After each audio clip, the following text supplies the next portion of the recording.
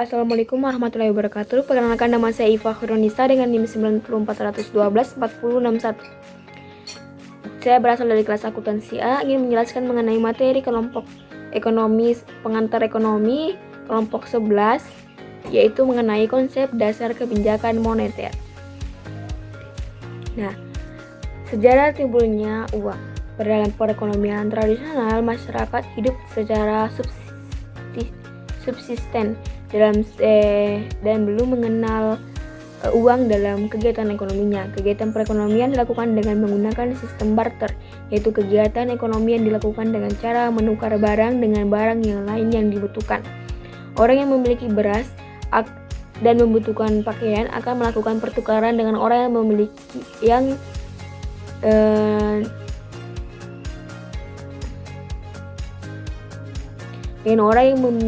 pakaian dan membutuhkan beras dengan nilai tukar yang tertera dengan nilai tukar yang tertentu.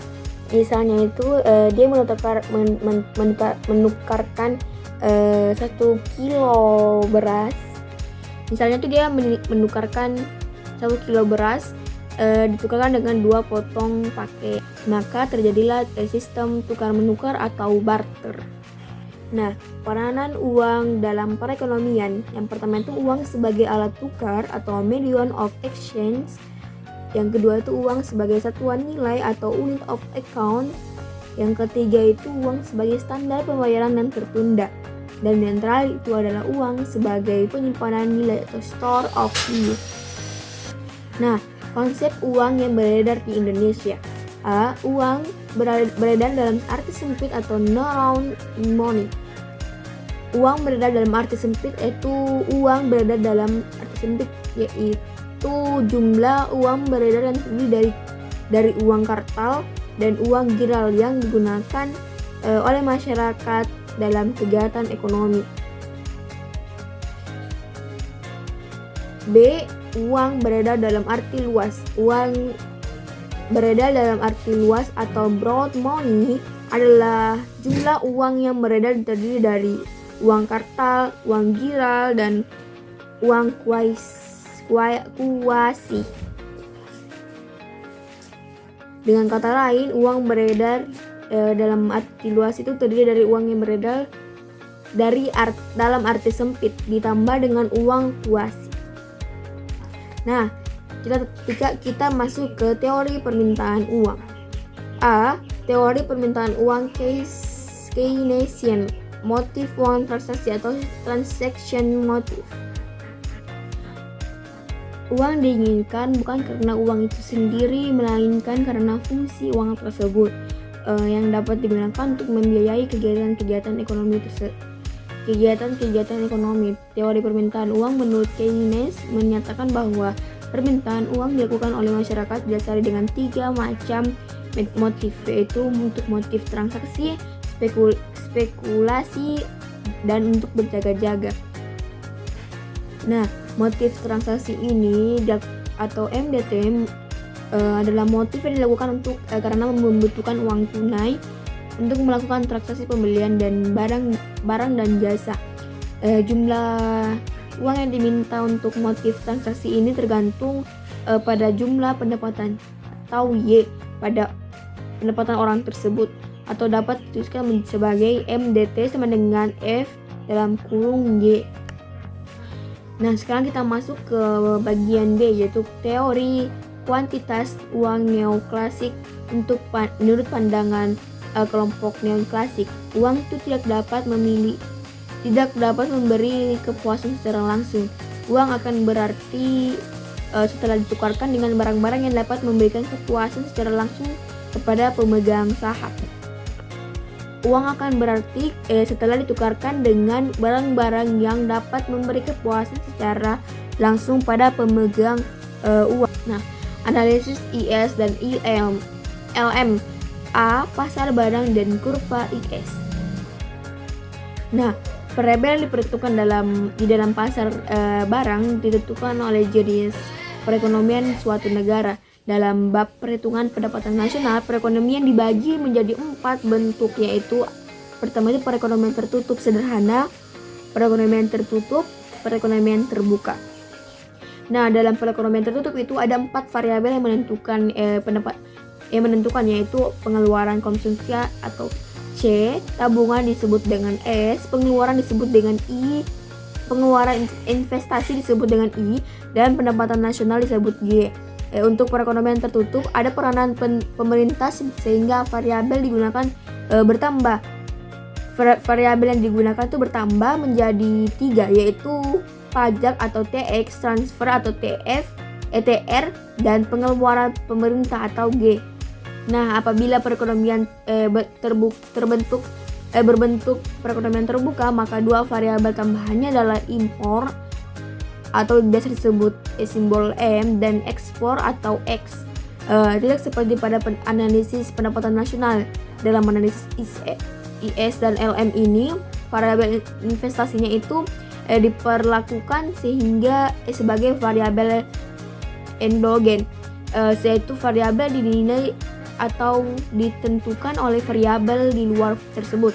Secara teoritis, pengeluaran investasi dipengaruhi oleh tingkat suku bunga atau I atau R atau dapat dituliskan sebagai berikut ini. Nah, selanjutnya itu adalah kurva IS, adalah suatu kurva yang menghubungkan titik-titik besarnya pendapatan nasional atau Y pada berbagai tingkat bunga atau R, di mana pasar barang berada pada posisi yang seimbang. Jadi kurva ini menunjukkan keseimbangan di pasar. Dalam perekonomian sederhana, perekonomian dalam kondisi keseimbangan apabila investasi sama dengan tabungan atau S sama dengan I, atau konsumsi dapat ditambah dengan investasi. Dengan adanya tingkat suatu bunga yang memengaruhi investasi, maka pendapatan nasional keseimbangan untuk perekonomian tertutup dapat diuraikan sebagai berikut. Nah, selanjutnya bagian B adalah pasar uang dalam kurva LM. Keseimbangan di pasar uang atau equilibrium terjadi pada saat jumlah uang yang ditambah oleh masyarakat untuk berbagai motif sama dengan jumlah uang yang beredar atau penawaran uang. Secara umum dapat dikatakan bahwa jumlah uang yang diinginkan dan mampu diminta meningkat seiring dengan penurunan tingkat suatu bunga. Secara umum dapat dikatakan bahwa jumlah uang yang diinginkan dan mampu diminta meningkat seiring dengan penurunan tingkat suku bunga. Dalam jangka pendek, jumlah uang beredar diasumsikan sebagai tetap atau given, sehingga keseimbangan tersebut dapat digambarkan secara grafis sebagai berikut ini. Nah, selanjutnya itu adalah tugas Bank Sentral. Untuk mencapai tujuan tersebut, Bank Indonesia didukung oleh 2 pilar yang merupakan dua bidang tugasnya. Kedua bidang tugas ini adalah 1. Menetapkan dan melaksanakan kegiatan moneter, dan yang kedua adalah mengatur dan menjaga kelancaran sistem. Nah, selanjutnya adalah kebijakan moneter. Yang pertama ada kerangka kebijakan moneter. Dalam melaksanakan kebijakan moneter, Bank Indonesia menganut sebuah kerangka kerja yang dinamakan sebagai inflation, targeting framework atau ITF. Kerangka kerja ini diterapkan secara formal sejak Juli tahun 2005. Setelah sebelumnya menggunakan kebijakan moneter yang menerapkan uang primer atau base money sebagai sasaran kebijakan moneter. Dalam kerangka ITF, Bank Indonesia mengumpulkan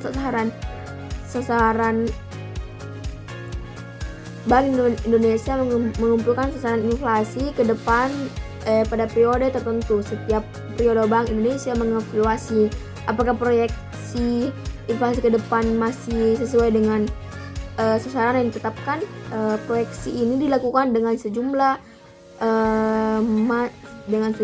model dan sejumlah informasi yang dapat menggambarkan kondisi inflasi ke depan.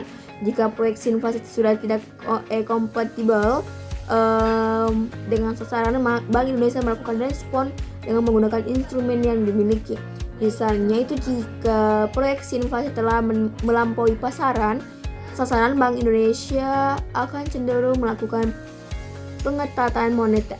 Dengan kerangka ini, Bank Indonesia secara prinsip mengemukakan sasaran inflasi kepada publik dengan kebijakan moneter yang diarahkan mencapai sasaran inflasi yang ditetapkan oleh pemerintah tersebut.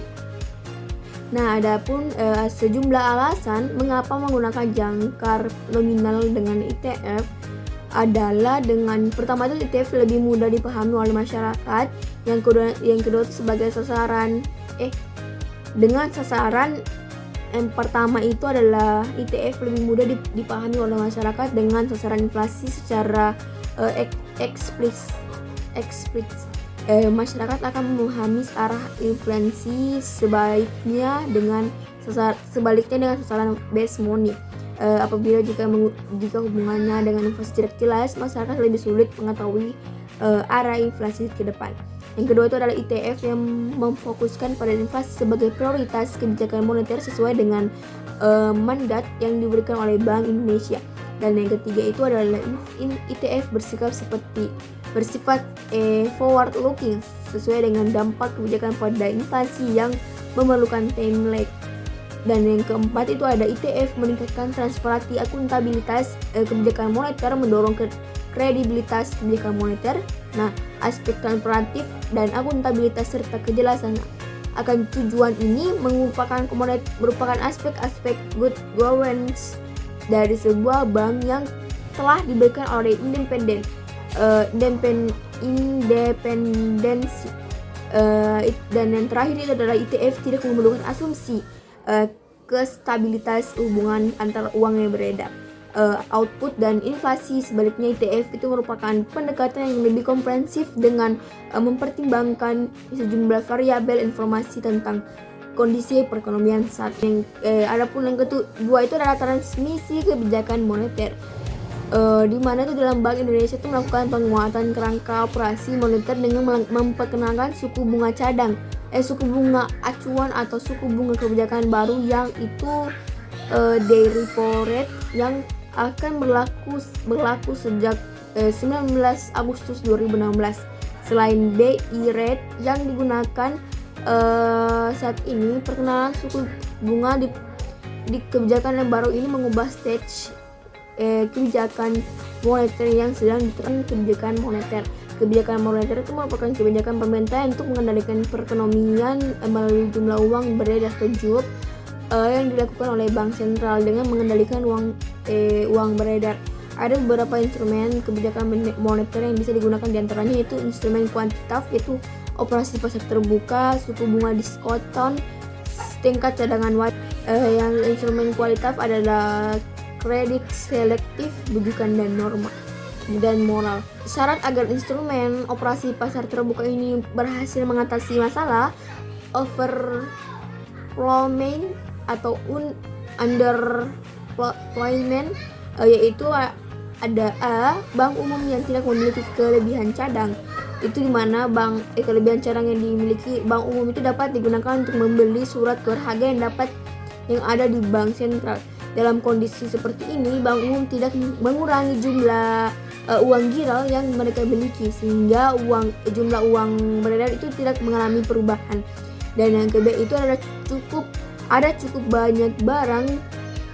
banyak surat berharga yang dapat diperjualbelikan. Nah, dengan adanya surat berharga yang beredar dan dimiliki bank sentral, maka ada keleluasan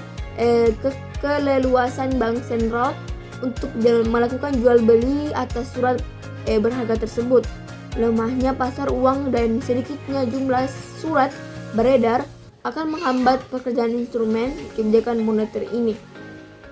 Nah, data bagian 4, efektivitas kebijakan moneter. Efektivitas kebijakan moneter itu ditunjukkan pada kurva titik 4 dengan mensimulasikan pergeseran kurva LM dan kurva IS. Efektivitas moneter ini akan berpengaruh pada 3 daerah, yaitu daerah A, daerah jerat likuiditas atau kebijakan moneter tidak efektif. Pergeseran kurva LM ini dari LM1 ke LM2 itu tidak dapat meningkatkan tingkat bunga. Tingkat bunga ini tetap ada, tapi sedangkan tingkat bunga tetap pada tingkat R, sedangkan tingkat pendapatan nasional itu nasional real itu juga tidak mengalami perubahan. Yang B selanjutnya bagian B adalah daerah tengah. Daerah tengah kebijakan moneter itu kurang efektif karena hanya menggeserkan sedikit tingkat pendapatan nasional real. Bagian C adalah daerah klasik atau di mana secara efektif pergeseran kurva ini akan mengakibatkan pendapatan nasional ini lebih naik besar, yaitu dari Y2 ke YE. Adapun kesimpulan dari materi ini adalah bank sentral itu merupakan kunci dalam sebuah perekonomian suatu negara yang memiliki tanggung jawab untuk menjaga stabilitas melalui kebijakan moneter. Kebijakan moneter ini bertujuan untuk mencapai stabilitas harga, menekankan tingkat pengangguran, dan mendorong pertumbuhan ekonomi yang berkelanjutan. Bank sentral juga itu menggunakan berbagai instrumen seperti operasi pasar terbuka, pengatur tingkat suku bunga, pengendalian cadangan wajib, dan mencapai tujuan tersebut. Nah, di Indonesia ini Bank Indonesia itu atau BI sebagai bank sentral memiliki tugas utama menjaga kestabilitas rupiah, baik dari segi nilai tukar maupun daya beli. Keberhasilan kebijakan moneter Bank Indonesia sangat bergantung pada kondisi ekonomi global, dinamika pasar domestik, dan sinergi dengan keuangan dengan kebijakan pemerintah.